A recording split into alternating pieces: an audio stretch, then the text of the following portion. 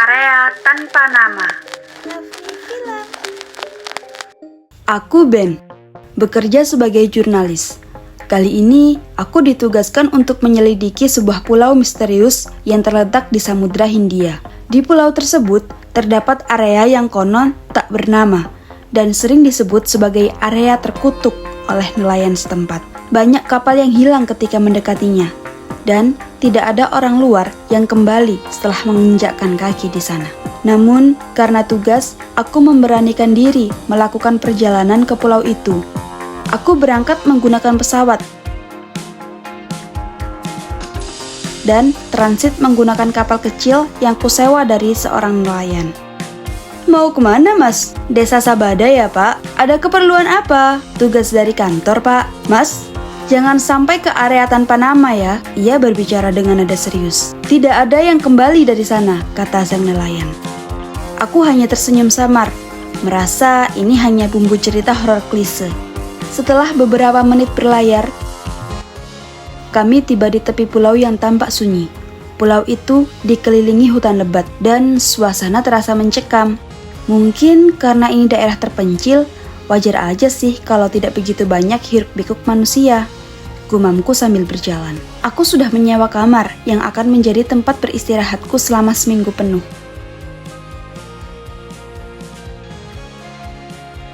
Sesampainya di kamar sewaan, aku langsung bersih diri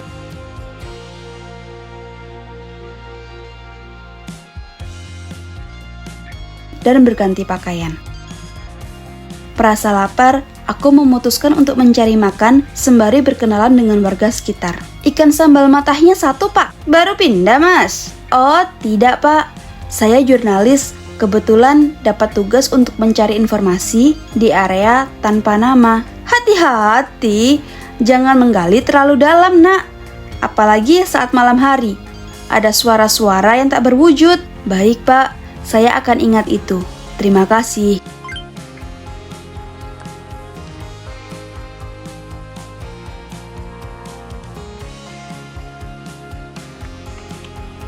Selesai makan, hari sudah berganti gelap.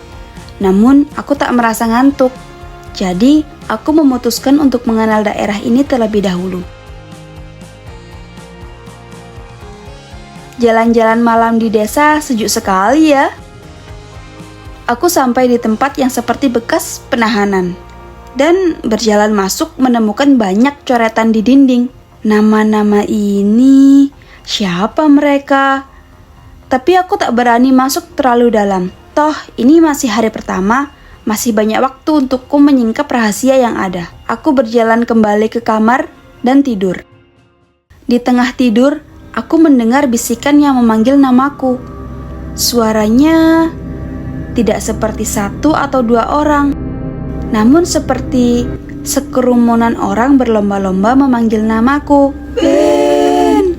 Aku memaksakan diri untuk bangun dan merasa lega, karena itu hanya mimpi buruk. Hari kedua, aku mulai berkeliling mencari area tanpa nama. Sebenarnya tak ada yang tahu di mana tepatnya area tanpa nama itu berada. Hanya rumor-rumor yang beredar bahwa tempat itu berada di area dekat desa ini.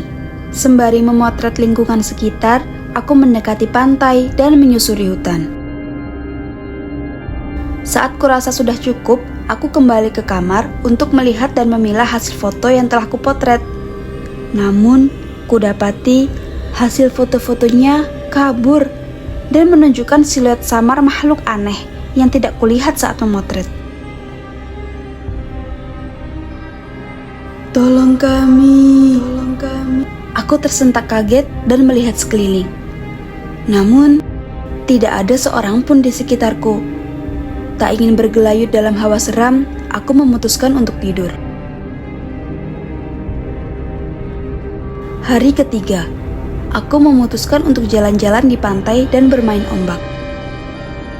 Namun, saat kuinjakkan kaki di pasir, aku baru sadar tak ada satu orang pun yang berada di sekitar. Aneh, perasaan kemarin banyak banget orang yang datang berkunjung ke sini. Merasa ketakutan, aku berkeliling mencari penghuni lain di pulau ini, hingga aku tak sengaja masuk lebih dalam ke hutan. Di dalam hutan, suasana semakin ganjil. Pohon-pohon terasa hidup, seakan memerhatikan setiap gerak-gerikku. Aku melihat dengan jelas di kamera. Ketika kupotret sebuah pohon besar, ada mata dari pohon itu. Saat ku melihatnya secara langsung, yang kudapati hanya pohon besar biasa. Aku sangat ketakutan, namun berusaha tetap tenang. Aku terus menjelajah, berharap menemukan jawaban. Akhirnya, kutemukan desa tempat aku beristirahat. Namun, suasananya berbeda. Desa ini seperti desa tua yang sudah lama ditinggalkan. Rumah-rumahnya terbuat dari kayu lapuk.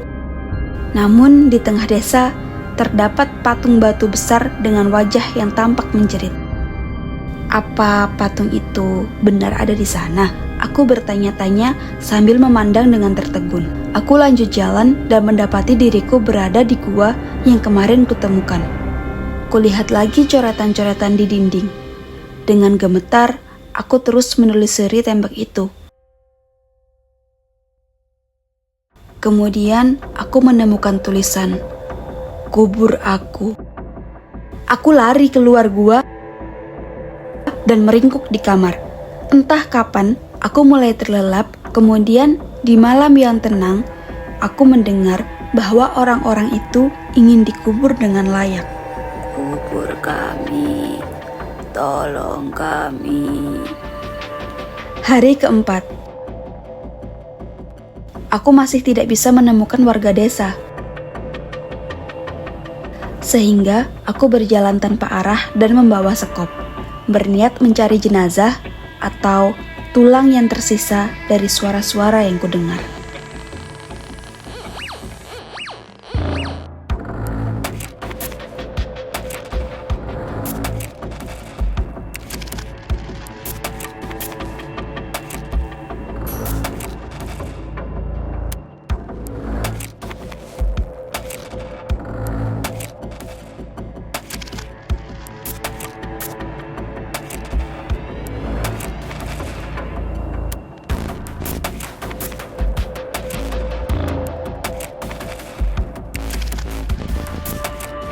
Lelah aku berkeliling, tak kudapati satu tulang pun.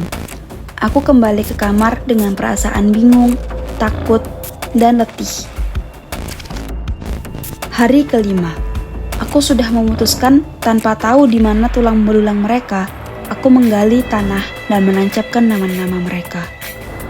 Berharap arwahnya memiliki tempat untuk beristirahat.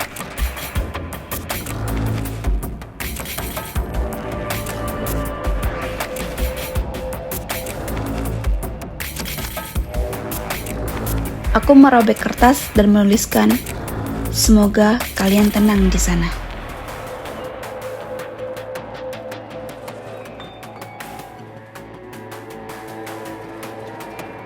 Kemudian aku berjalan kembali ke desa dan kudapati orang-orang desa yang kukenal sedang bersenda gurau bersama.